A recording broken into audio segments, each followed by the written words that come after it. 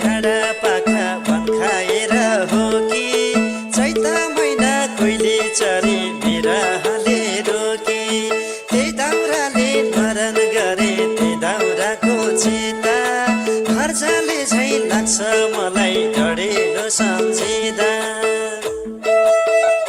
हाम्रो सानो लापरवाही मात्रले पनि डढेलो लाग्न सक्छ। हामीले वर्षौंदेखि जोगाएको वन क्षेत्र क्षणभरमै खरानी हुन सक्छ। डढेलो फैलिएर हाम्रो घर गाउँसम्मै पनि पुग्न सक्छ।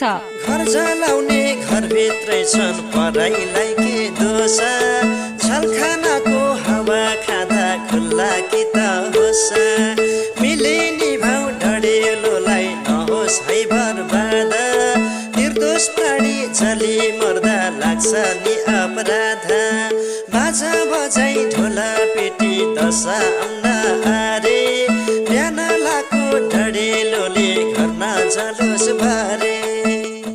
वन जंगल जोगाउनु हामी सबैको साझा दायित्व हो। वन क्षेत्रमा डढेलो लगाउने व्यक्तिलाई 3 वर्षसम्म कैद 60,000 रुपियाँसम्म जरिवाना गरी बिगो समेत असुल उपरको दण्ड सजाय हुनेछ। हजुरको वन हजुरकै हो रक्षा गरौँ हजुर बिरुवाले आशिक देउन् नाचुन् डाँफे मजुर। आगलागी हुनै नदिऊ भइहाले सबै मिलेर तुरुन्तै निभाऊ। विपद बारे चासो राखौं चनाखो बनाऊ।